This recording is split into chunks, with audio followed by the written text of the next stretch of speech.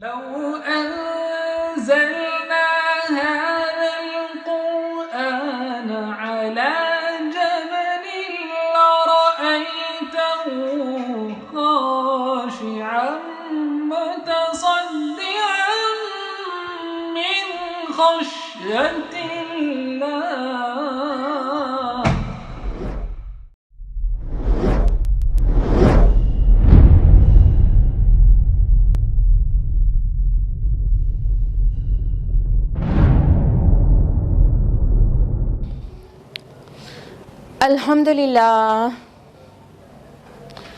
الحمدللہ رب العالمین والصلاة والسلام علی رسولہ الکریم وعلی آلہ واصحابہ اجمعین اما بعد واعوذ باللہ من الشیطان الرجیم بسم اللہ الرحمن الرحیم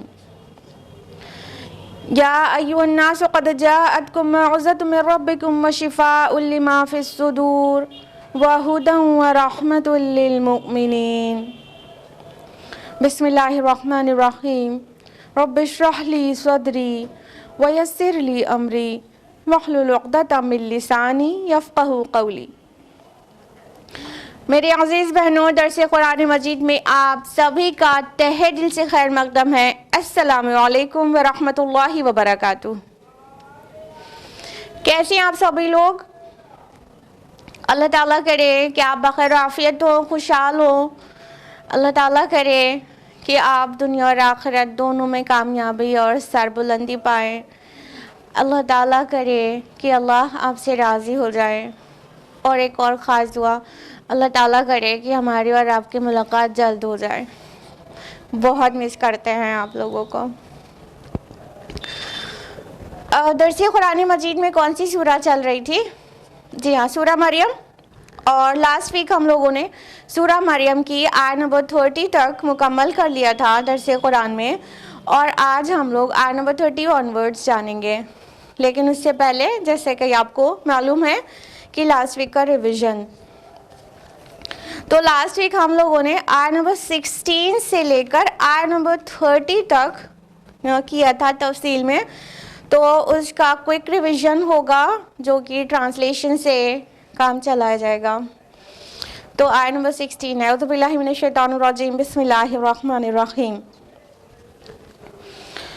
اور اب ذکر کیجئے کتاب میں مریم کا جبکہ وہ اپنے لوگوں سے الگ ہو کر ایک شرقی گوشے میں جا بیٹھی.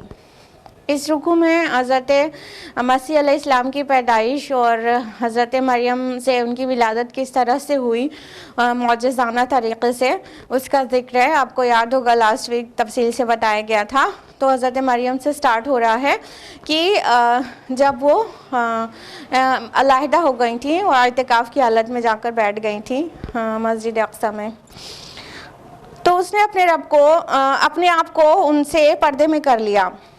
پس ہم نے بھیجا اس کے طرف اپنا ایک فرشتہ، تو اس نے صورت اختیار کی اس کے سامنے ایک مکمل انسان کی، یعنی جبریل علیہ السلام حاضر ہوئے تھے انسان کی شکل میں.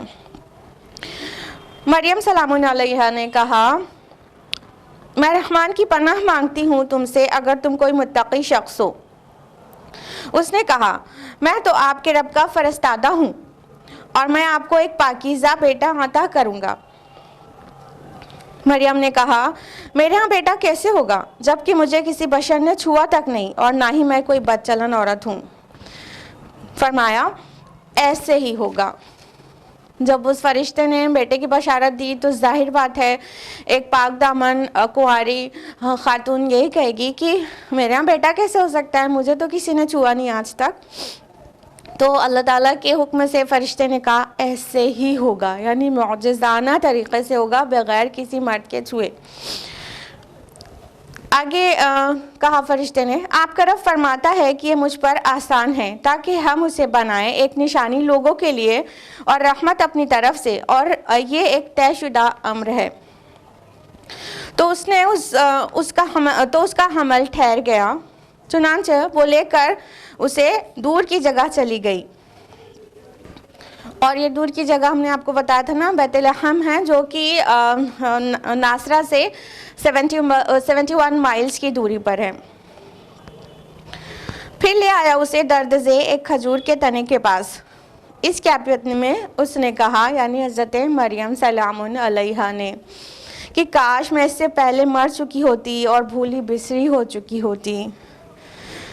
یعنی تنہائی اور درد سے اور میریکولس برتھ ہونے والی تھی مسیح علیہ السلام کی، تو ان کا جو دل کا حال تھا وہ ان الفاظ میں ادا کیا گیا کہ کاش میں مر گئی ہوتی، بھولی بسری ہو گئی ہوتی اور میں ایگزسٹ ہی نہ کر رہی ہوتی. تو اس نے پکارا اسے اس کے نیچے سے کہ آپ غمگین نہ ہوں، اور دیکھیے آپ کے رب نے آپ کے نیچے ایک چشمہ رواں کر دیا ہے، اور آپ اس کھجور کے تنے کو اپنی طرف ہلائیے، آپ پر تازہ پکی ہوئی کھجوریں جھڑیں گی، بس آپ کھائیے اور پیجیے اور اپنی آنکھیں ٹھنڈی کیجیے. تو فرشتے نے کہا، دونوں قول ہم نے آپ کو بتایا تھا، ابھی تفصیل میں جانے کا وقت نہیں ہے. مان کے چلے فرشتے نے کہا تھا، تو کہا فرشتے نے کہ آپ غم نہیں کریے اور کھائیے پیجیے اور اپنی آنکھیں ٹھنڈی کیجیے. اور مسیح علیہ السلام کی ولادت ہونے کے بعد ظاہر ہے بچے کے چہرے کو دیکھ کر ماں کو کس قدر سکون ملتا ہے، اس کی آنکھیں ٹھنڈی ہو جاتی ہیں. اور اگر آپ دیکھیں کہ کسی آدمی کو، تو اسے اشارے سے کہہ دیں کہ میں نے نظر مانی رحمان کے لیے روزے کی، لہٰذا میں بات نہیں کروں گی آج کسی انسان سے. پھر وہ لے آئی اس کو اٹھائے ہوئے اپنی قوم کے پاس. تو لوگوں نے کہا، اے مریم، یقیناً تم ایک طوفان گڑھ لائی ہو. اے ہارون کی بہن، نہ تو تمہارا والد برا آدمی تھا اور نہ ہی تمہاری والدہ بدکار تھی. تو اس نے اس بچے کی طرف اشارہ کر دیا. لوگوں نے کہا، ہم اس سے کیسے بات کریں جو گود میں پڑا بچہ ہے؟ اس نے کہا، یعنی مسیح علیہ السلام نے، میں اللہ کا بندہ ہوں، اس نے مجھے کتاب عطا کی ہے اور مجھے نبی بنایا ہے. یعنی حضرت مریم سلام علیہ کو حکم تھا کہ وہ بولنے کا روزہ رکھ لیں اور کسی سے بات نہ کریں، کسی کو جواب دینے کی ضرورت ہی نہیں پڑے گی. پھر وہ جب گود میں مسیح علیہ السلام کو لے کر لوگوں کے درمیان حاضر ہوئی، تو لوگوں نے وہی کیا جو جس کی امید تھی، کہ کہا، یہ تم نے تو بہت بڑا طوفان گڑھ لائی ہو، تم اتنا برا کام کیا تم تو اچھے خاندان سے ہو. تو انہوں نے اشارہ کیا حضرت مسیح علیہ السلام کی طرف جو گود میں تھے اور نیو بورن بیبی تھے. تو لوگوں کو حیرانی ہوئی کہ ہم اس سے کیسے بات کر رہے ہو، تو بچہ ہے. تو اللہ تعالیٰ نے معجزانہ طور سے حضرت مسیح کو گویائی دے دی، اور انہوں نے خود اپنی والدہ کے برات اور پاک دامنی کا اعلان کیا اور کہا، میں اللہ کا بندہ ہوں اور اس نے مجھے کتاب دی ہے اور نبی بنایا ہے. یعنی ظاہر کر دیا ہے کہ یہ کوئی معمولی بات نہیں ہے، یہ معجزانہ ان کی برتھ ہے، میریکولس برتھ ہے، اور ان کی ماں پاک دامن ہے اور وہ خود ایک نبی ہیں ہونے والے. یہیں تک ہوا تھا لاسٹ ویک. اب ہم لوگ تفصیل سے جانیں گے آیت نمبر 31 آنورڈز. اعوذ باللہ من الشیطان الرجیم، بسم اللہ الرحمن الرحیم. وَاجْعَلَنِي مُبَارَكًا أَيْنَمَا كُنْتُ وَأَوْصَانِي بِالصَّلَاةِ وَالزَّكَاةِ مَا دُمْتُ حَيًّا. اور مجھے بابرکت بنایا ہے جہاں کہیں بھی میں ہوں گا، اور مجھے اس نے تاکید کی ہے نماز کی اور زکوٰۃ کی جب تک میں زندہ رہوں. اب یہاں پر حضرت مسیح علیہ السلام کی جو تقریر تھی وہ کنٹینیوڈ ہے، کہ حضرت مسیح علیہ السلام نے آگے فرمایا کہ اللہ تعالیٰ نے مجھے بابرکت بنایا ہے، بہت بلیسڈ ہیں وہ، اور اللہ تعالیٰ کی طرف سے ان کو نماز اور زکوٰۃ کا حکم ہوا ہے. دیکھیے کتنی عجیب بات ہے کہ امت محمد صلی اللہ علیہ وسلم کو نماز اور زکوٰۃ کا جو حکم ملا ہے وہ اس کے لیے سیریس نہیں ہے، جبکہ یہ ایسی ٹیچنگ ہے جو اللہ تعالیٰ نے سبھی انبیاء کو دی ہے، اور یہ وہ حکم ہے جو سبھی نبیوں اور نبیوں کے پیروکاروں کے اوپر ضروری تھا کرنا. مسیح علیہ السلام بھی کہہ رہے ہیں کہ مجھے صلاح کا اور زکوٰۃ کا حکم دیا گیا ہے. اور مسیح علیہ السلام سے پہلے بھی جتنے انبیاء علیہ السلام آئے، یہ دو چیزیں سب کے لیے فرض کی گئی تھیں. غور کرنے کی بات یہ ہے کہ یہ صلاح اور زکوٰۃ میں ایسا کیا ہے جو اللہ تعالیٰ نے ہر نبی کی امت کے لیے فرض کیا ہے. دیکھیے صلاح یعنی نماز، وہ کیا ہے؟ اللہ تعالیٰ صلاح کو کا ذکر اس طرح کرتے نا حضرت موسیٰ علیہ السلام سے، اقم الصلاۃ لذکری، میری یاد کے لیے صلاح قائم کرو، سورہ طٰہٰ میں۔ تو صلاح کیا ہے؟ اللہ تعالیٰ کی یاد کی خاص صورت ہے، ایک بہت امپورٹنٹ اور اسپیسیفک وے ہے جو کہ اللہ کی یاد کے لیے ہے، اللہ تعالیٰ کا ذکر کرنے کے لیے ہے۔ تو صلاح کے ذریعے انسان کا تعلق اللہ تعالیٰ سے صحیح طور پر قائم ہوتا ہے، یعنی رب سے صحیح تعلق قائم کرنا ہے تو صلاح قائم کرنا ہوگا۔ صلاح کے ذریعے ہی رب سے انسان کا صحیح تعلق اور زندہ تعلق قائم ہوگا۔ ہم زندہ تعلق کہہ رہے ہیں، تو یہ جو ہمارا رب سے تعلق ہے کہ ہاں اللہ ہمارا رب ہے، اس نے ہم کو پیدا کیا اور اسی کی طرف ہم کو لوٹ کر جانا، بس یہ ہم نے جو ایک نسلی عقیدہ اختیار کر لیا، اس سے ہم اپنا حقیقی ایمان تو نہیں لائے، اور اللہ تعالیٰ کے ساتھ ہمارا جو تعلق ہونا چاہیے وہ اتنے کہہ دینے بھر سے اسٹیبلش تو نہیں ہو گیا۔ اس کو روز روز آنا، اور روز بھی ایک نہیں کئی بار، امت محمد صلی اللہ علیہ وسلم کے لیے 5 بار وہ جو ریلیشن ہے اس کو اسٹرانگ اور اسٹرانگر کرنا فرض کر دیا گیا۔ تو صلاح سے کیا ہوتا ہے کہ بندے کا صحیح تعلق، زندہ تعلق اللہ تعالیٰ کے ساتھ قائم ہوتا ہے۔ اس لیے یہ ایک بیسک نیڈ ہے انسان کی، جس طرح ہماری باڈی کے لیے کھانا پینا اور میڈیسنز بیسک نیڈ ہے، اسی طرح ہمارے سول کے لیے، ہماری روح کے لیے بنیادی ضرورت ہے اللہ کی یاد، اور اللہ کی یاد کی خاص صورت ہے صلاح۔ یہ اندر سے سول ہوتا ہے جو بے چین ہوتا ہے، انسان کو سمجھ میں نہیں آتا اسے ہوا کیا ہے، وہ ڈاکٹر پہ ڈاکٹر بدلتا ہے اور عمدہ ترین میڈیسنز کھاتا چلا جاتا ہے، لیکن اس کے مسئلے کا حل نہیں ہوتا، اس کی بے چینی دور نہیں ہوتی، اس کا ڈپریشن دور نہیں ہوتا۔ اس کی کئی بار جو وجہ ہوتی ہے نا، وہ اسپریچول پرابلم ہوتی ہے جس کی طرف وہ ذہن ہی نہیں دے رہا ہوتا ہے۔ تو یہ اسپریچول نیڈ ہے ہر انسان کی کہ اس کے اسپرٹ کو، اس کے سول کو، اس کی روح کو بھی نرشمنٹ ملے، اور وہ ملے گا صلاح سے، اللہ کے یاد سے۔ صلاح کے علاوہ بھی مختلف طرح سے اللہ تعالیٰ کو یاد کیا جا سکتا ہے، جیسے قرآن مجید کی تلاوت کر کے یا دل میں یاد کرنا، کھڑے بیٹھے لیٹے اپنی کروٹوں پر لیٹے اللہ تعالیٰ کو یاد کرنا، وہ عام صورتیں ہیں۔ لیکن صلاح، نماز، یہ بہت خاص صورت ہے، جس طرح سے پڑھنے کے لیے بتایا گیا اس ساری چیزوں کے ساتھ جب وہ اس کو فالو کرتے ہوئے صلاح قائم کرتے ہیں تو اللہ تعالیٰ سے ایک تعلق قائم ہو جاتا ہے۔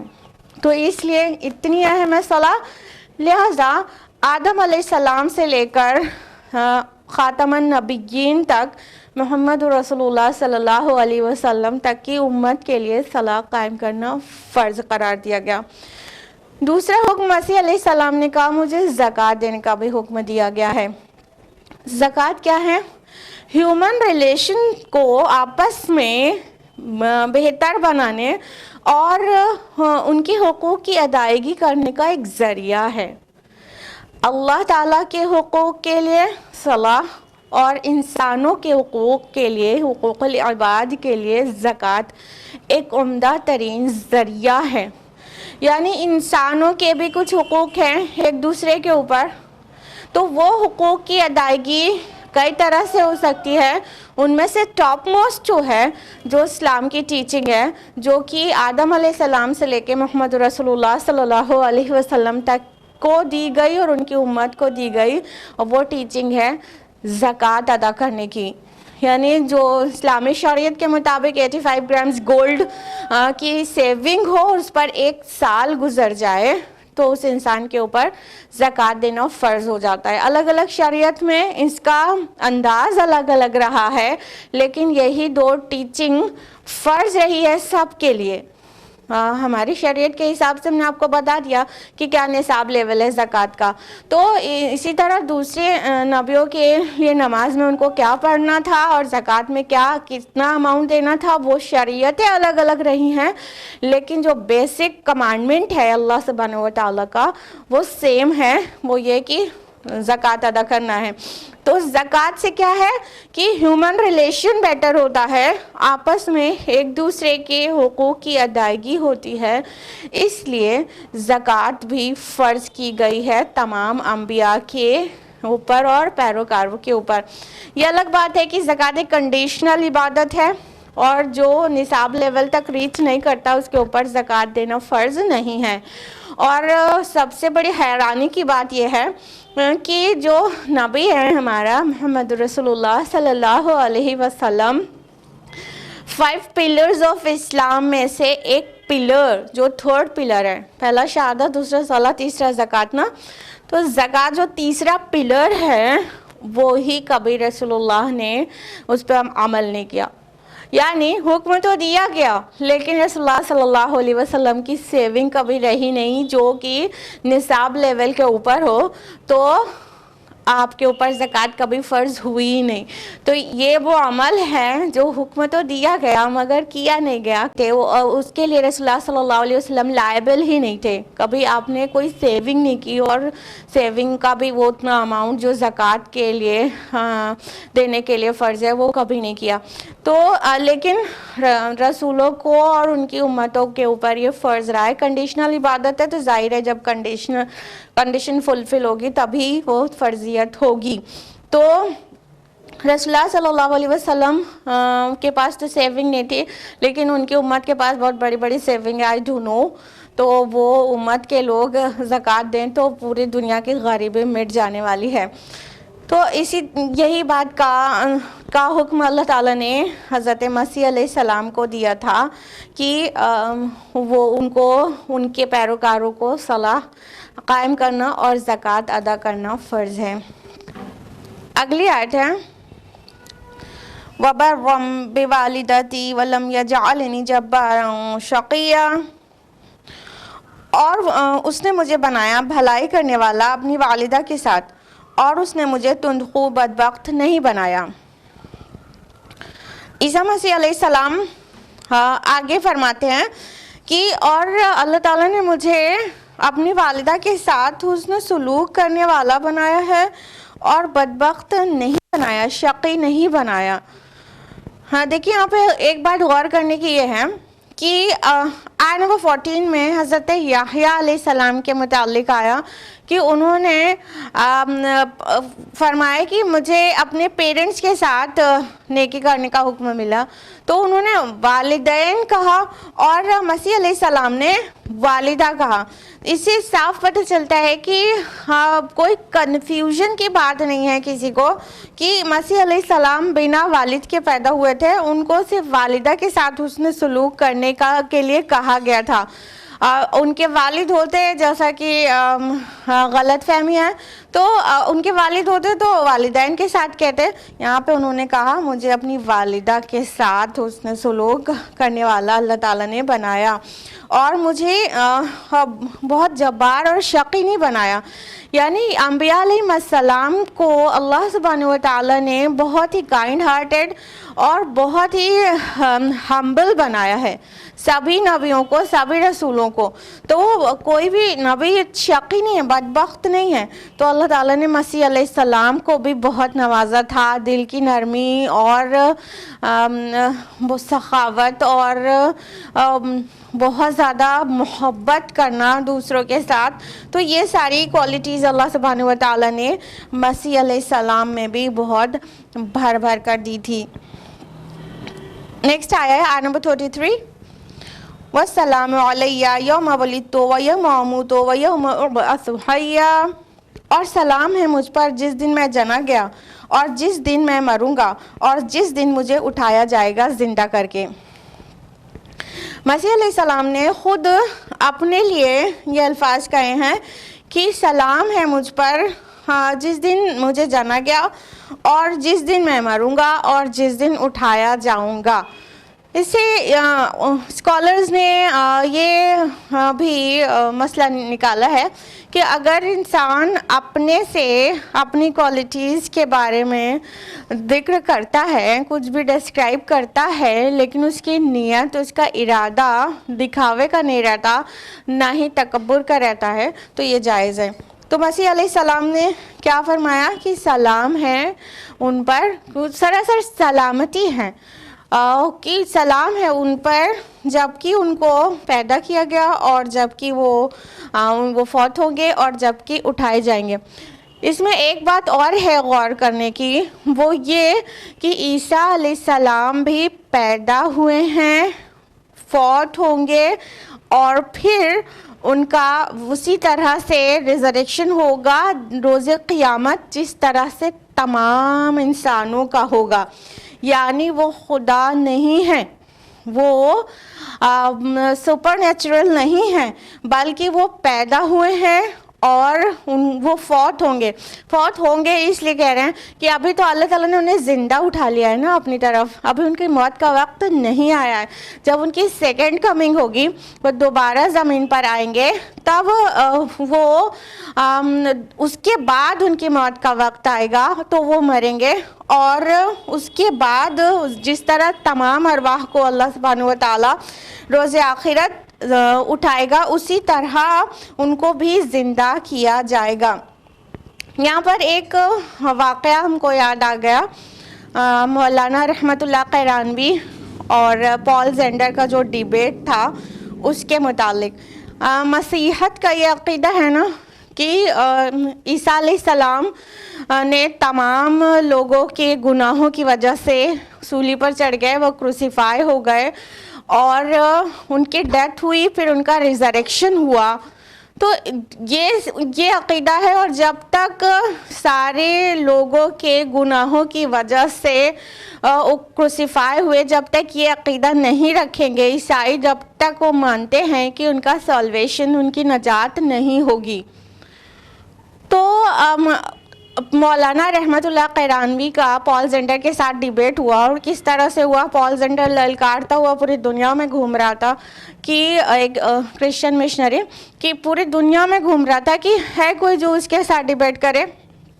تو پال زینڈر ہندوستان بھی آئے اور مولانا رحمت اللہ قیرانوی کو بھی انہوں نے للکارا کہ مولانا صاحب لیٹس ڈیبیٹ۔ تو مولانا صاحب نے کہا کہ مجھے انگریزی نہیں آتی۔ تو کچھ مہینے کے بعد پال زینڈر واپس آتا ہے اور کہتا ہے مولانا صاحب اب مجھے اردو آتی ہے، آئیے ڈیبیٹ کریے۔ تو بہرحال مولانا رحمت اللہ قیرانوی ڈیبیٹ کے لیے ان سے تیار ہو جاتے ہیں اور دونوں کا ڈیبیٹ چل رہا ہوتا ہے۔ مولانا رحمت اللہ قیرانوی بار بار سمجھاتے ہیں، بار بار اپنا پوائنٹ ریز کرتے ہیں کہ عیسیٰ علیہ السلام کروسیفائی نہیں ہوئے، نہ ہی ان کا ریزریکشن ہوا، اور وہ اللہ کے بیٹے نہیں ہیں، لیکن پال زینڈر کنونس نہیں ہو رہا تھا۔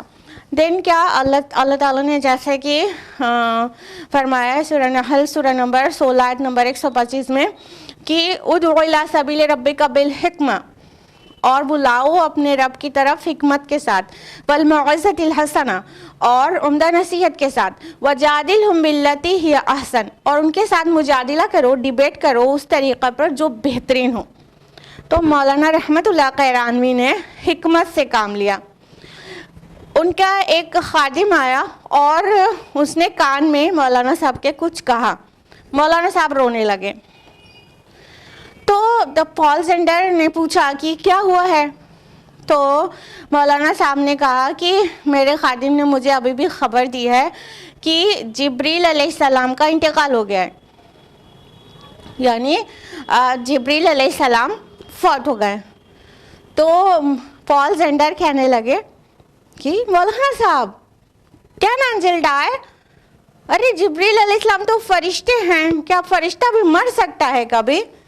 تو مولانا صاحب نے کہا جب خدا مر سکتا ہے تو فرشتہ کیوں نہیں؟ یہ تھا ان کا حکمت بھرا جواب کہ ایک طرف تو عیسیٰ علیہ السلام کو خدا کہتے ہیں، پھر کہتے ہیں کہ ان کی ڈیتھ ہو گئی, پھر ریزریکشن ہوا, اور تمام لوگوں کے گناہوں کی وجہ سے کروسیفائی ہوئے, اور پھر ان کا ریزریکشن ہوا. تو ایک طرف خدا بھی کہتے ہیں اور ان کے متعلق ان کا عقیدہ یہ ہے کہ ان کو موت آئی اور ان کا ریزریکشن ہوا. تو یہ تو بہت عجیب بات ہے. تو اس لیے مولانا صاحب نے حکمت سے کام لیا کہ جب خدا مر سکتا ہے تو فرشتہ کیوں نہیں, یعنی عیسیٰ علیہ السلام خدا نہیں ہے.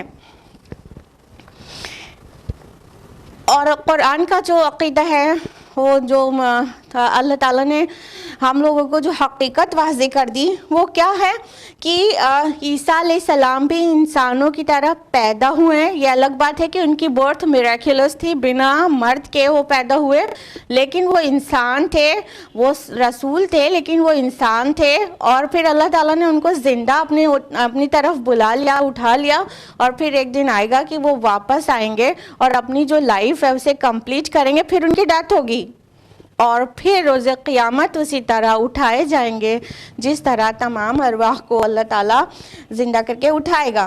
تو یہاں پر یہ بات خود بخود ثابت ہو جاتی ہے, ظاہر ہو جاتی ہے کہ عیسیٰ علیہ السلام کو بھی موت آئے گی. نیکسٹ آیا ہے ذالک عیسی ابن مریم قول الحق الذی فیہ یمترون.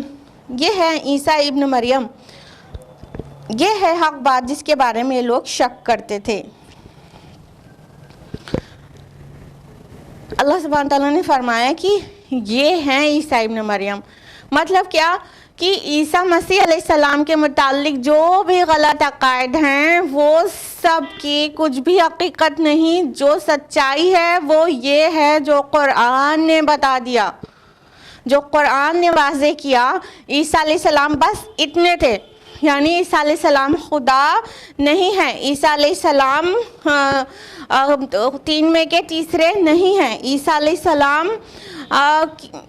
انسان تھے, رسول تھے. بنا والد کے پیدا ہونے سے اس کا مطلب یہ نہیں ہوتا کہ وہ انسان خدا بن جائے, اور یا نعوذ باللہ خدا کا بیٹا بن جائے. آدم علیہ السلام تو بنا والد اور والدہ کے پیدا ہوئے تھے, تو کیا وہ اور بڑے خدا ہیں؟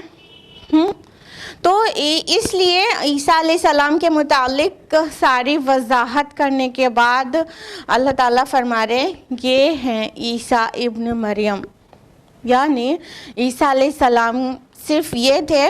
اور یہ ہے وہ حق بات جس میں لوگ شک کرتے ہیں اور توڑ مروڑ کر پیش کرتے ہیں. یہاں آیا ہے قول الحق الذی فیہ یمترون. یمترون مطلب امترا سے ہے. امترا کا معنی ہوتا ہے بکری کے تھن کو اچھی طرح سے نچوڑنا, خوب اسکویز کر کے نچوڑ کے نکال لینا. یعنی امترا وہ چیز ہے جو کسی چیز کو ٹویسٹ کر کے اور بہت توڑ مروڑ کے کچھ کا کچھ بنا دیا جائے تو وہ امترا کہلاتا ہے.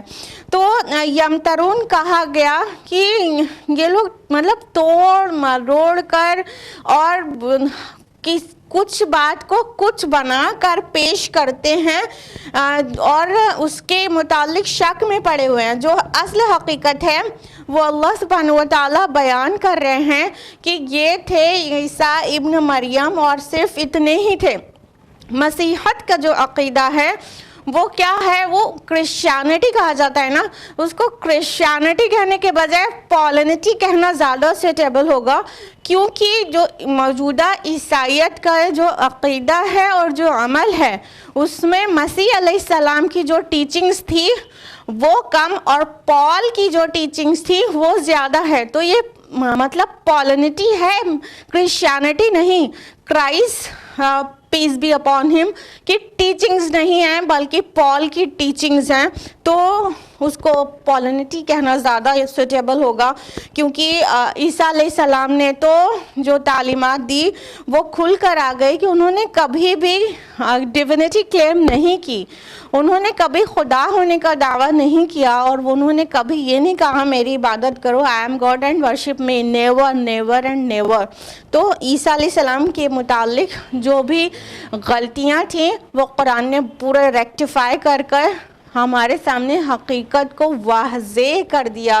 الحمدللہ یہ قرآن کا احسان عظیم ہے کہ جس میں لوگ بھٹک رہے تھے اس کو واضح کر دیا گیا، بالکل کھلا کھلا صاف صاف قرآن میں آ گیا اور اب کوئی شک کی گنجائش نہیں رہ گئی۔ الحمدللہ۔ نیکسٹ آیا نمبر 35، ما کان للہ ان یتخذ من ولد سبحانہ اذا قضى امرا فانما یقول له کن فیکون۔ اللہ کے شایان شان ہی نہیں ہے کہ وہ کسی کو بیٹا بنائے، وہ اس سے پاک ہے۔ جب وہ کسی کام کا فیصلہ کر لیتا ہے تو اس سے کہتا ہے ہو جا تو وہ ہو جاتا ہے۔ اللہ سبحانہ تعالیٰ نے فرمایا کہ یہ جو عیسائی، یہ جو مسیح علیہ السلام کے ماننے والے جو کہتے ہیں کہ عیسیٰ علیہ السلام اللہ کے بیٹے ہیں، تو یہ اللہ کے شایان شان ہی نہیں ہے کہ وہ کسی کو بیٹا بنائے، یہ اللہ تعالیٰ کی شان کے بالکل خلاف ہے۔ ذرا غور کریے کہ انسان کو بیٹے کی، اولاد کی ضرورت کس لیے ہوتی ہے؟ کیونکہ اس کو کہیں نہ کہیں بڑھاپے کی لاٹھی چاہیے۔ بڑھاپے میں وہ مطلب چاہتا ہے کہ اس کو جب وہ کمزور ہو جائے تو اس کا کوئی سہارا ہو۔ بیٹے کی یہ ضرورت کیوں ہوتی ہے؟ کہ اس کے خاندان کا تسلسل بنا رہے۔ تو یہ جو بشری چیزیں ہیں، یہ ان تمام چیزوں سے اللہ رب العالمین پاک ہے، اس کو کسی کی ضرورت نہیں۔ اللہ تعالیٰ کو کبھی بڑھاپا نہیں آنے والا ہے کہ اس کو بیٹے کی ضرورت پڑے۔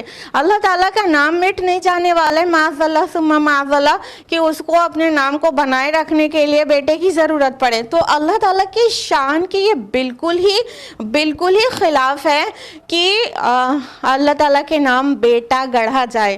اللہ تعالیٰ نے فرمایا سورہ مائدہ سورہ نمبر 5 آیت نمبر 17 میں اور آیت نمبر 72 میں، لَقَدْ كَفَرَ الَّذِينَ قَالُوا إِنَّ اللَّهَ هُوَ الْمَسِيحُ ابْنُ مریم۔ یقیناً ان لوگوں نے کفر کیا جس نے کہا مسیح ابن مریم ہی خدا ہے، یعنی خدا کا بیٹا خدا کے برابر ہم پلہ ہو گیا نا۔ تو ان لوگوں نے کفر کیا، ان لوگوں نے ڈینائی کیا، ان لوگوں نے انکار کر دیا، ان لوگوں نے سچائی سے انکار کر دیا جنہوں نے کہا مسیح ابن مریم خدا ہے، بلکہ اللہ تو صرف اور صرف ایک ہے۔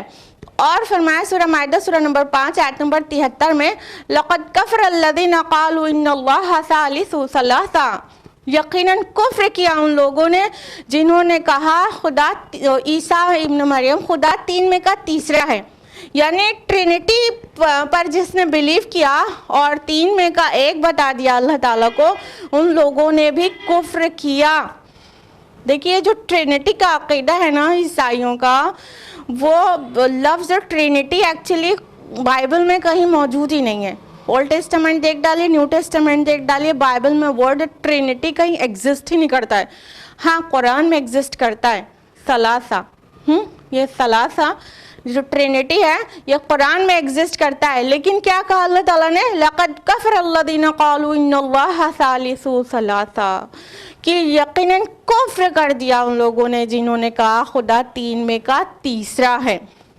تو یہ ٹرینٹی بالکل کھلا ہوا برہنہ شرک ہے، بدترین شرک ہے، شرک فی الذات ہے، اللہ تعالیٰ کی ذات کے ساتھ پارٹنر ایسوسیٹ کرنا بدترین شرک ہے روئے زمین کا۔ جو سب سے برہنہ شرک ہو سکتا ہے وہ یہ ہے کہ اللہ کی ذات کے ہم پلہ کسی کو بنا دینا۔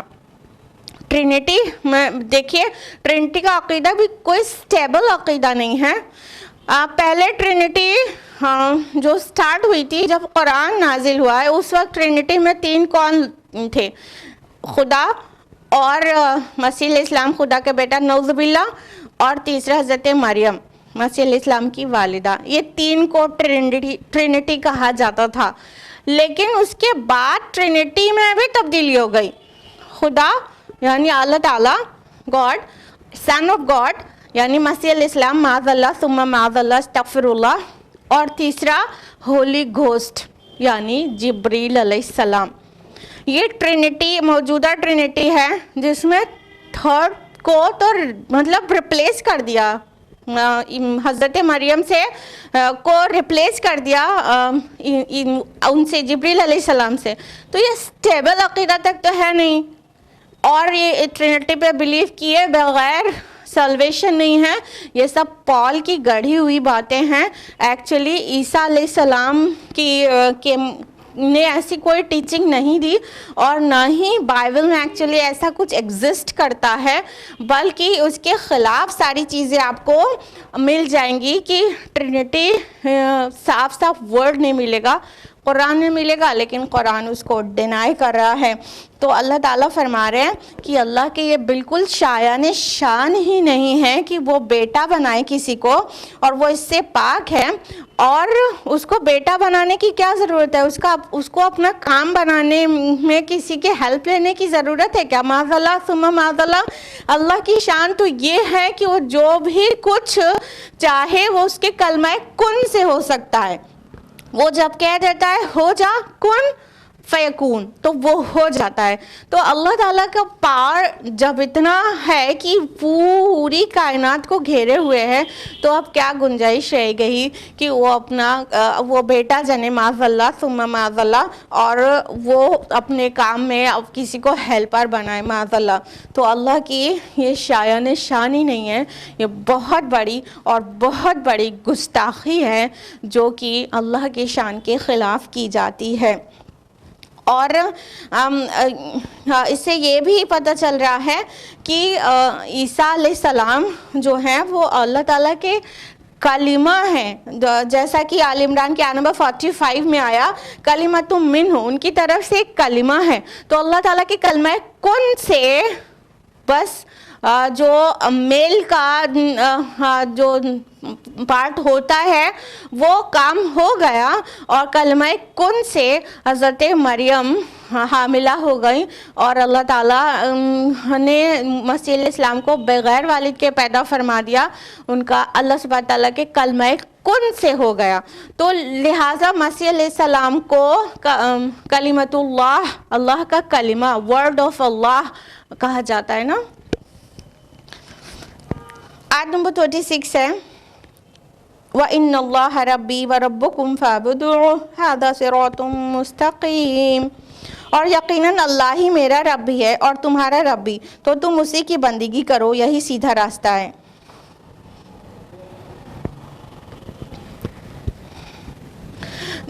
مسیح علیہ السلام نے کیا کہا تھا؟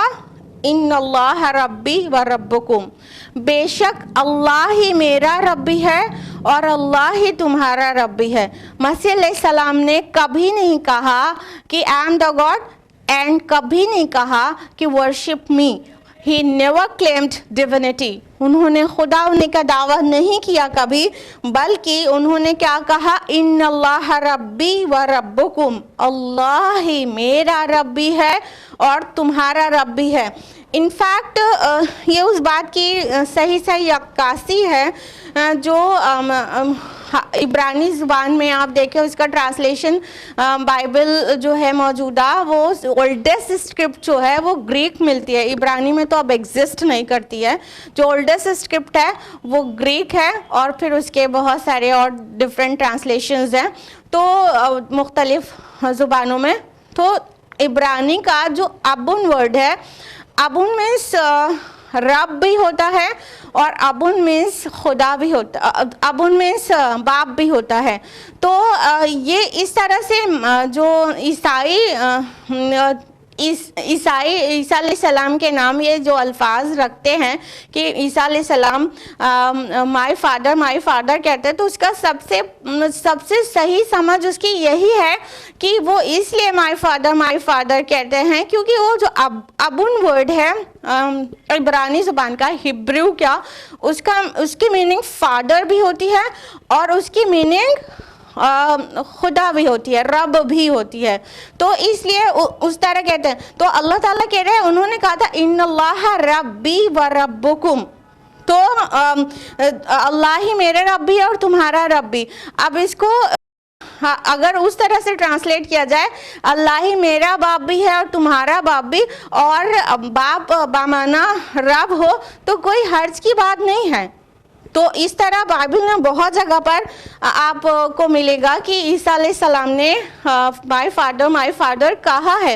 جیسے کہ Gospel of John chapter number 14 verse number 28 my father is greater than I. اور Gospel of John chapter number 10 verse number 29 my father is greater than all. عیسیٰ علیہ السلام کئی جگہ اللہ تعالیٰ کو مائی فادر کہتے ہیں, جس طرح بائبل کا ٹرانسلیشن ہے, جس طرح پریزنٹ ڈے بائبل میں انگلش ٹرانسلیشن ہے, نیو انٹرنیشنل ورژن ہو گیا, کنگ جیمس ورژن ہو گیا, تو اس میں آپ کو مائی فادر ہر جگہ ملے گا. لیکن اگر آپ پڑھیں book of Romans chapter number 8 verse number 14 تو اس میں عیسیٰ علیہ السلام کہتے ہیں جو اللہ کی بات مانتا ہے وہ اللہ کا بیٹا ہے. تو اس معنی میں کوئی حرج نہیں ہے ماننے میں کہ عیسیٰ علیہ السلام مائی فادر کہتے ہیں. اگر میرا باپ تو کوئی حرج نہیں ہے کہ جو اللہ کی بات مانتا ہے, جو فرما بردار ہے گاڈ کا, جو اوبیڈینٹ ہے گاڈ کا, وہ اللہ کا بیٹا ہے. تو اس معنی میں اگر وہ مائی فادر کہتے ہیں دین دیر از نتھنگ رانگ. اور نہ صرف مسیح علیہ السلام اللہ تعالیٰ کو مائی فادر کہتے ہیں, بلکہ دیگر انبیاء بھی, جو بائبل کی لینگویج ہے, جو انداز ہے, دیگر نبیوں کے نام بھی آیا ہے کہ انہوں نے خدا کو مائی فادر کہا ہے. تو کیا وہ سب خدا کے بیٹے تھے؟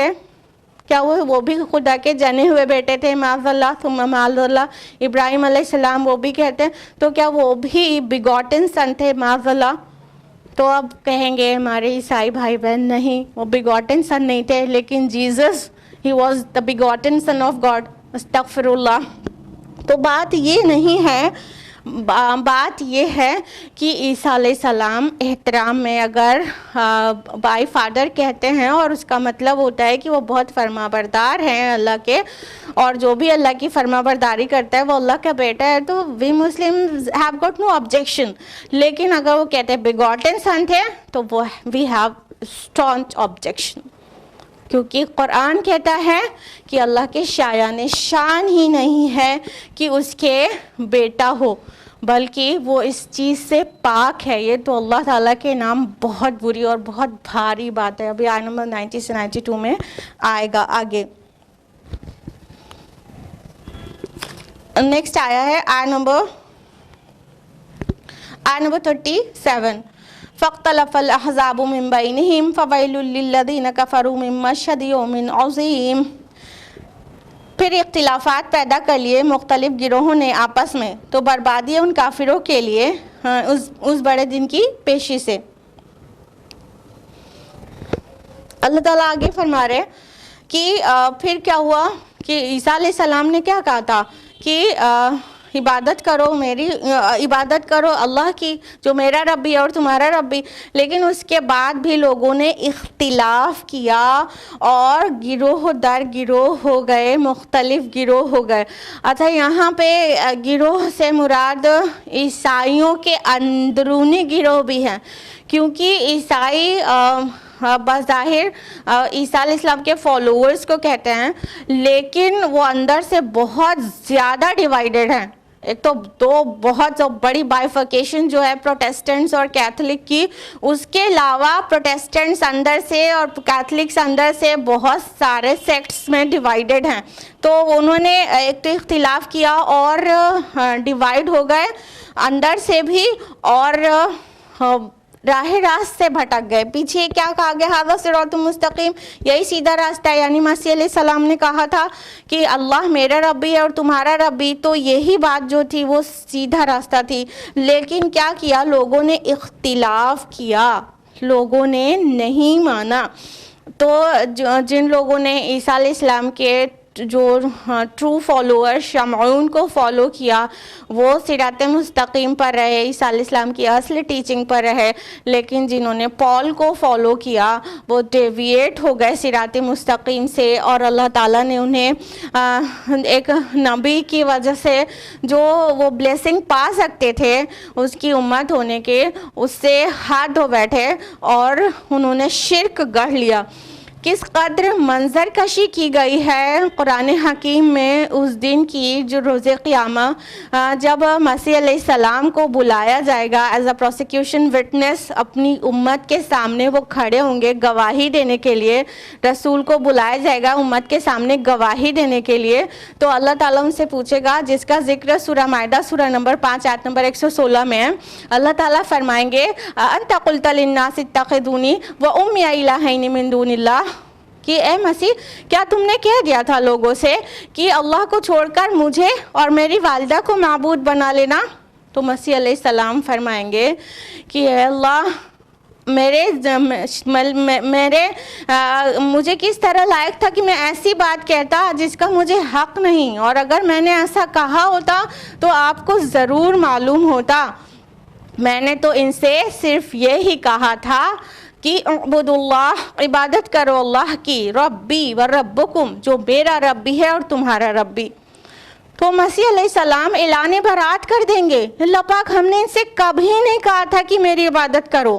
یہ اللہ تعالیٰ مطلب عدالت لگائے گا، تو وہ مطلب پورا جس طرح عدالت کی پروسیسنگ ہوتی ہے وہ پوری پروسیسنگ ہوگی۔ اللہ تعالیٰ جانتے ہیں کہ انہوں نے کبھی نہیں کہا تھا ورشپ می، بلکہ انہوں نے کہا تھا کہ عبادت کرو اللہ کی، جو میرا رب بھی ہے اور تمہارا رب بھی۔ نبی کو فالو کیا جائے گا لیکن ورشپ نہیں کیا جائے گا، عبادت نہیں کی جائے گی۔ تو اللہ تعالیٰ روز قیامہ جب وہ ان کی قوم کا حساب کا وقت آئے گا تو عیسیٰ علیہ السلام سے پوچھیں گے کیا تم نے کہہ دیا تھا، جبکہ وہ جانتے رہیں گے اللہ تعالیٰ کی مسیح نے ایسا بالکل نہیں کہا تھا، لیکن وہ پوچھا جائے گا۔ عدالت کی کارروائی اس طرح سے ہوگی، پوری منظر کشی ہے ایکچولی مائدہ کی جو آخری آیات ہیں، کہ کیا تم نے کہہ دیا تو وہ صاف انکار کر دیں گے کہ اللہ پاک میرے کہاں ہے، میرے یہ بات کہنا میرے حق ہی نہیں تھا کہ میں کہوں کہ عبادت میری یا میری والدہ کی کرو، میں نے تو ان سے صرف یہی کہا تھا اعبدوا اللہ، عبادت کرو اللہ کی، ربی و ربکم، جو میرا رب بھی ہے اور تمہارا رب بھی۔ تو عیسیٰ علیہ السلام اعلان برات کر دیں گے، پھر وہ سارے کے سارے پھنس جائیں گے جنہوں نے مسیح علیہ السلام کو خدا کہا۔ بلکہ اللہ تعالیٰ نے ہمیشہ روکا ہے اس بات سے کہ دین میں کوئی بھی چیز بڑھاؤ مت۔ اللہ تعالیٰ فرماتے ہیں سورہ نساء سورہ نمبر 4 آیت نمبر 171 میں، یا اہل الکتاب، اے اہل کتاب، لا تغلوا فی دینکم، کہ دین میں غلو مت کرو، دین میں زیادتی مت کرو۔ اللہ تعالیٰ نے دین میں زیادتی کرنے سے منع کیا، یہ دین میں زیادتی نہیں تو اور کیا ہے کہ اللہ کے نبی نے، اللہ کے رسول نے اللہ کی عبادت کی طرف بلایا، لیکن ان کے فالوورز کہہ رہے ہیں کہ انہوں نے ڈیونٹی کلیم کی، وہ خدا کے بیٹے تھے اور انہوں نے خدائی کا دعویٰ کیا اور وہ بھی خدا ہیں اور خدا کا جز ہیں۔ بیٹا ہونا ہم پلہ ہونا ہوتا ہے نا، جبکہ حقیقت حال کیا ہے؟ قل هو اللہ احد، کہو کہ اللہ ایک ہے، اللہ الصمد، اللہ بے نیاز ہے، ہی از ایبسلیوٹ اینڈ ایٹرنل، لم یلد ولم یولد، نہ کسی سے جانا نہ کسی کو جانا، ولم یکن لہ کفوا احد، اور اس کے جیسا کوئی بھی نہیں ہے، there is nothing like him، کوئی بھی نہیں ہے۔ تو جب اللہ تعالیٰ کے بیٹا بنا دیا جائے گا تو اس کے ہم پلہ اس کے کفو میں آ جائے گا نا، اس کے برابری میں آ جائے گا نا، تو یہ تو بالکل بھی نہیں ہو سکتا کہ اللہ کے ہم پلہ کوئی ہو، بلکہ اس دن کے عذاب سے ڈرایا گیا ہے کہ اس بڑے دن کا جو عذاب ہوگا تو اختلاف کرنے والوں کوئی کا ہوش ٹھکانے آ جائے گا۔ آیت نمبر 38 میں ہے، اسمع بہم وابصر یوم یأتوننا لیکن الظالمون اليوم فی ضلال مبین، کیا ہی اچھا وہ سن رہے ہوں گے اور کیا ہی اچھا وہ دیکھ رہے ہوں گے جس دن وہ ہمارے پاس آئیں گے، لیکن آج یہ ظالم کھلی گمراہی میں مبتلا ہیں۔ اللہ تعالیٰ فرما رہے ہیں کہ جب روز قیامت وہ ہمارے پاس آئیں گے تو وہ تب بہت صحیح سن رہے ہوں گے اور بہت صحیح دیکھ رہے ہوں گے۔ یعنی انسان دنیا میں سب کچھ دیکھ کر بھی اندیکھا کر دیتا ہے اور سب کچھ سن کر بھی انسنی کر دیتا ہے۔ یعنی قرآن مجید نازل ہو گیا. قرآن کی ٹیچنگز بھی ابھی پہنچ رہی ہیں نصارہ کو. ان کے پاس حقائق کو واضح کرنے کے لیے داعیان اسلام پہنچ رہے ہیں. رسول اللہ نے بگن کیا اور یہ دعوت کا کام چل رہا ہے اور کئی طرح سے واضح ہو جاتا ہے ڈیبیٹس میں اور ایسے ہی پبلک پروگرامز میں اور ٹیبل ٹاک میں 1-to-1 ٹاک میں سب طرح سے واضح کیا جاتا ہے کہ اللہ تعالیٰ تو ایک ہے اور اس کے بیٹا نہیں ہو سکتا. اور یہ جو عقیدہ ہے ٹرینٹی کا وہ محض باطل ہے. لیکن وہ سارے دلائل سارے براہین ان سب کا انکار کر دیتے ہیں اور دیکھ کر بھی اندیکھی کر دیتے ہیں, سن کر بھی انسنی کر دیتے ہیں. تو اللہ تعالیٰ فرما رہے ہیں کہ ابھی چاہے جتنی انسنی کر لیں اور چاہے جتنی اندیکھی کر لیں, جب روز قیامت ہمارے پاس آئیں گے نا تب خوب اچھی طرح سے دیکھ رہے ہوں گے, خوب اچھی طرح سے سن رہے ہوں گے. یہ سننا اور یہ دیکھنا ان کا بہت شارپ ہو چکا ہوگا ایٹ دیٹ ٹائم. یہاں پہ بھی اللہ تعالیٰ نے آنکھیں دی ہیں, اس سے دیکھو, کان دیا ہے, اس سے سنو اور اپنے دماغ سے کنکلیوژن نکالو. غلط عقیدے پر یا غلط کام پر عمل پر ہے تو اس کو چھوڑ دے انسان, اور جو حق ہے اسے قبول کرے. یہ آنکھوں اور کانوں کا کوئی فائدہ ہونا چاہیے, خصوصاً اخروی فائدہ ہونا چاہیے. لیکن نہیں, یہ آنکھ اور یہ کان تو حیوانی آنکھ اور کان ہیں, جیسے جانوروں کے ہوتی ہیں, حیوان کے ہوتی ہیں. وہ دیکھتے ہیں سنتے ہیں مگر سمجھتے کچھ بھی نہیں. اولئک کالانعام بل ہم اضل, یہ چوپائے ہیں چوپائے, بلکہ اس سے بھی زیادہ گمراہ. تو انسانوں کی بھی ایک بہت بڑی تعداد ایسی ہے جو چوپایوں جیسا ریسپانس دیتی ہے کہ اللہ تعالیٰ نے اسے آنکھیں دی ہیں پر اس سے دیکھتے نہیں, کان دیا ہے پر اس سے سنتے نہیں. لیکن روز قیامت جب ان کے پاس حقیقتیں کھل جائیں گی, وہ جو چیزیں پردہ غیب میں ہیں کھل کر سامنے آ جائے گی, تو کیا ہی تیز نظر ہو جائے گی, کیا ہی تیز سماعت ہو جائے گی. پھر خوب سنیں گے اور خوب دیکھیں گے. لیکن آج کیا ہے, آج ظالم لوگ گمراہی میں مبتلا ہیں. کہنے کا مطلب ابھی یہ ماننے کو تیار نہیں ہے. بہتوں کو مٹیریلزم نہیں ماننے دیتا, دنیا کی محبت, مال کی محبت نہیں ماننے دیتی. بہتوں کو اپنے گھر اور خاندان اور والدین کی محبت اور اپنے سوسائٹی کی کا پریشر یہ ماننے نہیں دیتا. تو کوئی نہ کوئی ورلڈلی ریزن بن جاتا ہے جو حق کو انسان قبول کرنے سے رک جاتا ہے. لیکن یہ بہت بھاری پڑ جائے گا, بہت بھاری پڑ جائے گا روز آخرت, کیونکہ یہ بہت ہی باطل عقیدہ ہے کہ اللہ تعالیٰ کے اولاد قرار دے دیا گیا مسیح علیہ السلام کو. اگلی آیت ہے وَأَنذِرْهُمْ يَوْمَ الْحَسْرَةِ إِذَا قُضِيَ الْأَمْرُ وَهُمْ فِي غَفْلَةٍ وَهُمْ لَا يُؤْمِنُونَ. اور اے نبی صلی اللہ علیہ وسلم, آپ انہیں خبردار کر دیجئے اس یوم حسرت سے جب ہر معاملے کا فیصلہ کر دیا جائے گا. تو اللہ سبحانہ تعالیٰ فرماتے ہیں اپنے نبی کو ایڈریس کر کے کہ اے نبی صلی اللہ علیہ وسلم, آپ انہیں یوم الحسرت سے خبردار کر دیجئے. یوم الحسرت کیا ہے؟ آخرت کا دن, قیامت کا دن. جب قیامت آ جائے گی اور حساب و کتاب کے لیے اللہ تعالیٰ گیدر کرے گا میدان محشر میں, تو وہ دن یوم الحسرت ہوگا, ڈے آف ریگریٹ ہوگا. اس دن انسان کو اتنا ریگریٹ ہوگا کہ اس نے دنیا میں حق کو کیوں قبول نہ کر لیا, کیوں وہ گمراہی میں پڑ گیا, کیوں کر وہ نہیں مانا. لیکن انسان تب مانا تو کیا مانا. اور یہ جو ریگریٹ ہے نا, یہ ایک سائیکولوجیکل پنشمنٹ ہے. ایک پنشمنٹ تو دی جائے گی جہنم میں, وہاں پر جہنم کی آگ جو ہے اس کی تپش جو ہے وہ ایک پنشمنٹ ہے. لیکن جب انسان حسرت کرے گا, جو ریگریٹ کرے گا, تو ریگریٹ اس کے لیے وہ سائیکولوجیکل پنشمنٹ ہوگی. اس کو وہ سوچ کے اپنے کو اندر سے گھوٹے گا اور ادھر باہر سے آگ کا عذاب ہوگا, اور اندر سے یہ حسرت ہوگی کہ کاش میں نے ایسا نہ کیا ہوتا, کاش حق کو آنکھ کھول کر دیکھ لیا ہوتا, کاش حق بات کو کان کھول کر سن لیا ہوتا, کاش میں نے فلاں کی بات نہ مانی ہوتی, کاش میں حق پر آ گیا ہوتا, کاش میں اللہ کو ایک جانتا اور اس عقیدے پر مرتا. تو اس طرح جب روز آخرت حسرت ہوگی تو اس دن کو ہی یوم الحسرت کہا گیا ہے, دا ڈے آف ریگریٹ. اس دن بہت ریگریٹ ہوگا کہ یہ کیا کیا انسان نے. تو اس ڈے آف ریگریٹ کے آنے سے پہلے انسان ہوش میں آ جائے, اپنے عقیدے کو درست کر لے, اپنے اعمال کو درست کر لے, تاکہ وہاں پچھتانا نہیں پڑے اور تاکہ وہاں حسرت نہیں کرنا پڑے, نہیں تو بہت بھاری پڑ جائے گا.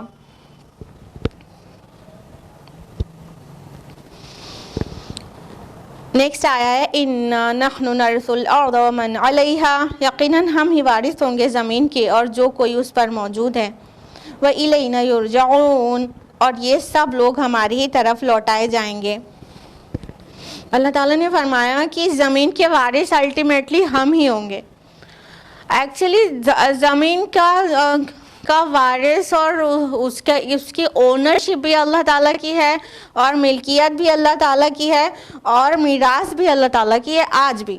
لیکن یہاں پر جو دنیا میں انسانوں کو تھوڑے تھوڑے سے اختیارات دے دیے گئے ہیں ٹیسٹ کرنے کے لیے, تو وہ اپنے کو اس کا وارث سمجھنے لگا اور اس کا اونر سمجھنے لگا. جبکہ اللہ تعالیٰ نے یہ جو تھوڑا سا اختیار دیا ہے کہ عقیدہ کوئی بھی اپنانا چاہے انسان اپنا سکتا ہے, عمل کوئی بھی کرنا چاہے کر سکتا ہے, تو یہ جسٹ فار دا ٹیسٹ ہے. ہاں اللہ تعالیٰ فرماتے ہیں سورہ ملک سورہ نمبر 67 آیت نمبر 2 میں, الذی خلق الموت والحیات لیبلوکم ایکم احسن عملا, کہ اللہ تعالیٰ نے موت و حیات بنائی تاکہ تم کو آزمائے کہ کون تم میں سے نیک عمل کرتا ہے.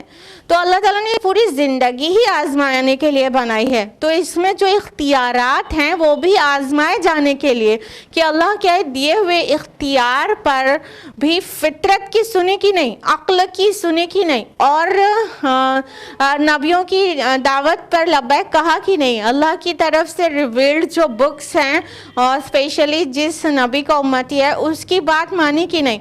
تو یہ اختیار کے ساتھ ٹیسٹ کیا گیا, اور اگر اختیار نہیں دیا جائے then where is the test. فرشتوں کو کون سا ٹیسٹ ہے, ان کے پاس کوئی اختیار نہیں ہے, ان کے پاس صرف اوبیڈینس ہے, وہ صرف فرما بردار ہیں, اختیار ان کے پاس نہیں ہے, تو ان کے پاس کوئی ٹیسٹ نہیں ہے, ان کا کوئی ٹیسٹ نہیں ہے. تو انسان کے پاس اختیار ہے, اور وہ اختیار ہی جو فری ول ہے وہی جو ایکٹس ہیں اس کے لیے ٹیسٹ ہے. تو اللہ تعالیٰ فرما رہے ہیں کہ ایک دن ایسا آئے گا کہ ہم ہی وارث ہوں گے, یعنی سب کے اختیارات لے لیے جائیں گے. اللہ تعالیٰ نے جو ٹیمپریرلی زمین پر رہنے بسنے اور عمل کرنے کے لیے جو اختیارات دیے تھے وہ یہاں سے شفٹ ہوگا انسان, یعنی موت آ جائے گی تو وہ سارے اختیار واپس اللہ تعالیٰ لے لے گا, اور روز قیامہ صرف ایک ہی حاکم ہوگا اور وہی وارث ہوگا, اور وہ اسی کا مالک یوم الدین ہے. تو وہی اللہ تعالیٰ ہی اکیلا مالک ہوگا, اور پھر سب کے درمیان فیصلہ کرے گا, اور سب کو اسی کی طرف لوٹ کر جانا ہے. تو جس اللہ تعالیٰ نے نہ صرف پیدا کیا ہے ہم کو, ہمارا خالق ہے, بلکہ ہمارا مرجع بھی ہے, یعنی ہم کو پلٹ کر بھی اسی کی طرف جانا ہے. تو ہم اس لیے بھی رب کی مانیں کہ وہ ہمارا خالق ہے, اور اس ڈر سے بھی مانیں کہ ہمیں لوٹ کر وہیں جانا ہے, اور وہاں کے علاوہ ہم کہیں جا نہیں سکتے ہیں.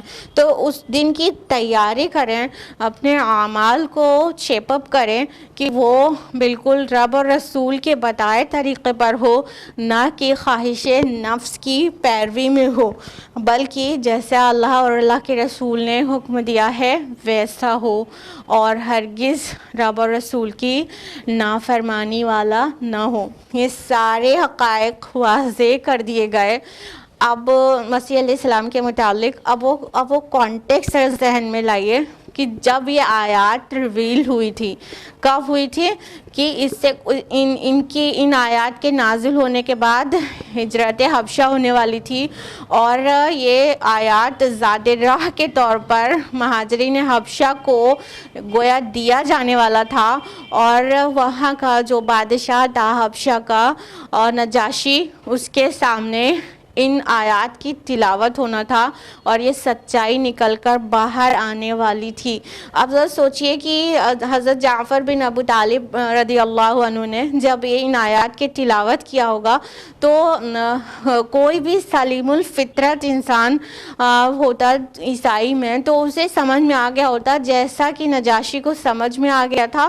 اور جب یہ کہا گیا کہ یہ تھے ذالک عیسی ابن مریم، یہ تھے عیسی ابن مریم، تو نجاشی کو بات سمجھ میں آ گئی، اور اس نے کہا، جب تک حضرت جعفر بن ابی طالب رضی اللہ عنہ ان آیات کو تلاوت کر رہے تھے تب تک نجاشی زار و قطار روئے جا رہا تھا، اس کی پوری داڑھی تر ہو گئی تھی۔ پھر جب ان کی بات پوری ہو گئی تو ایک تنکا اٹھا کر نجاشی نے کہا تھا کہ جتنا بتایا گیا ہے مسیح علیہ السلام کے بارے میں، عیسیٰ علیہ السلام اس سے ایک تنکے کے برابر، اس کے برابر بھی زیادہ نہیں تھے۔ تو یہ تھے وہ زاد راہ کے طور پر دیے جانے والی آیات جو حضرت جعفر بن ابی طالب رضی اللہ عنہ نے کرسچن اسٹیٹ میں کرسچن رولر کے سامنے ریسائٹ کی تھی، اور وہ بات کو پا گیا تھا کہ یہ وہیں سے آئی ہوئی باتیں ہیں جو جہاں سے مسیح علیہ السلام کے پاس اور موسیٰ علیہ السلام کے پاس آئی تھی۔ تو یہ تھا آج کا درس قرآن، آیت نمبر 40 تک ہم لوگ مکمل کر چکے ہیں۔ اب انشاءاللہ اس کے آگے سے نیکسٹ رکوع ہم لوگ نیکسٹ ویک جانیں گے انشاءاللہ العزیز۔ اور لاسٹ ویک آپ نے نوٹس کیا ہوگا اور نوٹس کیے بغیر نہیں رہی ہوں گی کہ لاسٹ ویک 25 دسمبر تھا، یعنی کرسمس ڈے تھا، اور لاسٹ ویک آپ کو عیسیٰ علیہ السلام کی پیدائش کی حقیقت قرآن مجید کے ذریعے بتا دی گئی تھی۔ یعنی یہ حسن اتفاق تھا کہ 25 دسمبر کو مسیح علیہ السلام کی پیدائش کی ریالٹی آپ کے سامنے ریویل ہوئی، اور قرآن حکیم میں وہ آیت اپنے آپ آ گئی تھی، سبحان اللہ، اور وہ کنٹینیوڈ تھی اور آج مکمل ہو گئی نیو ایئر ڈے پر۔ اس کا یہ مطلب نہیں ہے کہ نیو ایئر سیلیبریٹ کرنے کی چیز ہے۔ اللہ تعالیٰ ہم سب کو اپنے نبی کی سنت پر عمل کرنے کی توفیق عطا فرمائے، اور اللہ تعالیٰ ہم سب کو قرآن مجید کا فہم نصیب کرے۔ اللہ تعالیٰ ہم سب کی دنیا اور آخرت قرآن مجید کی روشنی سے سجا دے، آمین۔ وآخر دعوانا الحمدللہ رب العالمین، والسلام علیکم ورحمۃ اللہ وبرکاتہ۔